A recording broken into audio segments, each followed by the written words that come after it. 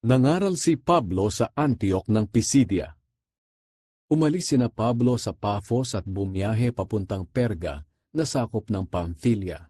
Pagdating nila roon, iniwan sila ni Juan Marcos at bumalik siya sa Jerusalem. Sina Pablo ay tumuloy sa Antioch na sakop ng Pisidia. Pagdating ng araw ng pamamahinga, pumunta sila sa sambahan ng mga Hudyo at naupo roon. May nagbasa mula sa kautusan ni Moises at sa mga isinulat ng mga propeta. Pagkatapos nag-utos ang namumuno sa sambahan na sabihin ito kina Pablo, "Mga kapatid, kung may sasabihin kayo na makapagpapalakas loob sa mga tao, sabihin ninyo." Kaya tumayo si Pablo at sinenyasan niya ang mga tao na makinig sa kanya. Sinabi niya, "Mga kapwa kong mga Israelita at kayong mga hindi Israelita na sumasamba rin sa Diyos, makinig kayo sa akin. Ang Diyos na sinasamba nating mga Israelita ang siyang pumili sa ating mga ninuno. Pinadami niya sila noong nasa Ehipto pa sila nakatira. At sa pamamagitan ng kanyang kapangyarihan, tinulungan niya sila para makaalis sa Ehipto. Sa loob ng 40 taon, pinagtiyagaan niya sila roon sa disyerto. Pagkatapos nilipol niya ang 7 bansa sa Kanaan, at ibinigay niya ang mga lupain ng mga ito sa ating mga ninuno. Ang lahat ng ito ay ginawa ng Diyos sa loob ng 450 taon. Pagkatapos binigyan niya sila ng mga taong namuno sa kanila hanggang sa panahon ni Propeta Samuel. Nang humingi sila ng hari, ibinigay sa kanila ng Diyos si Saul na anak ni Kish na mula sa lahi ni Benjamin. Naghari si Saul sa loob ng 40 taon. Nang alisin ng Diyos si Saul, ipinalit niya si David bilang hari. Ito ang sinabi ng Diyos, "Nagustuhan ko si David na anak ni Jesse. Susundin niya ang lahat ng iuutos ko sa kanya." Sinabi pa ni Pablo sa mga tao, "Sa angkan ni David nagmula si Jesus, ang tagapagligtas na ipinangako ng Diyos sa Israel. Bago pa magsimula si Jesus sa kanyang gawain, nangaral si Juan sa lahat ng Israelita na dapat nilang pagsisihan ang kanilang mga kasalanan at magpabautismo. At nang malapit nang matapos ni Juan ang kanyang gawain, sinabi niya sa mga tao, 'Marahil iniisip ninyong ako na nga ang inyong hinihintay. Hindi ako iyon.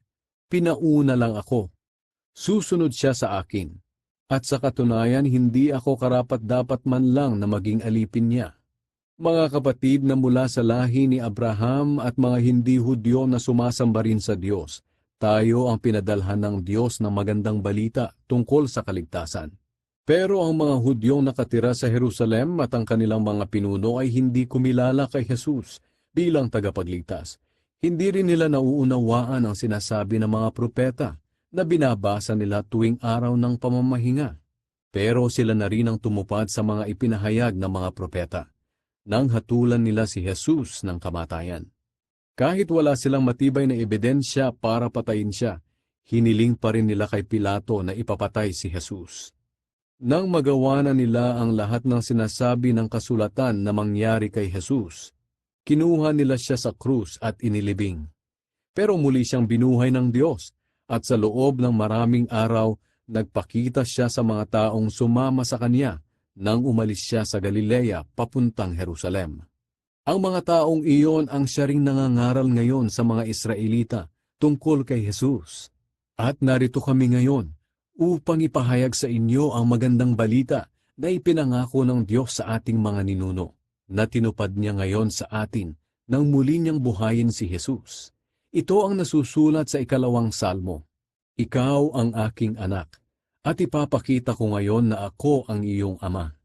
Ipinangako na noon pa ng Diyos na bubuhayin niya si Jesus, at ang kanyang katawan ay hindi mabubulok dahil sinabi niya, "Ang mga ipinangako ko kay David ay tutuparin ko sa iyo."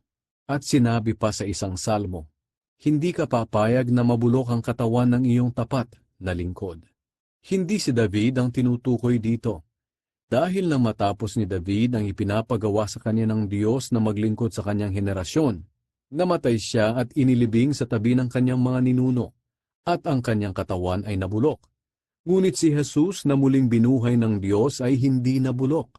Kaya nga mga kapatid, dapat ninyong malaman na sa pamamagitan ni Jesus ay ipinapahayag namin sa inyo ang balita Napatatawarin tayo ng Diyos sa ating mga kasalanan. Ang sino mang sumasampalataya kay Jesus ay itinuturing ng Diyos na matuwid. Hindi ito magagawa sa pamamagitan ng pagsunod sa kautusan ni Moises. Kaya mag-ingat kayo para hindi mangyari sa inyo ang sinabi ng mga propeta. Kayong mga nangungutya, mamamangha kayo sa aking gagawin. Mamamatay kayo dahil mayroon akong gagawin sa inyong kapanahunan na hindi ninyo paniniwalaan kahit na may magsabi pa sa inyo. Nang palabas na sina Pablo at Bernabe sa sambahan ng mga Hudyo, inimbitahan sila ng mga tao na muling magsalita tungkol sa mga bagay na ito sa susunod na araw ng pamamahinga. Pagkatapos ng pagtitipon, maraming Hudyo at mga taong lumipat sa relihiyon ng mga Hudyo ang sumunod kina Pablo at Bernabe. Pinangaralan sila ni Pablo at Bernabe at pinayuhan na ipagpatuloy ang kanilang pagtitiwala sa biyaya ng Diyos.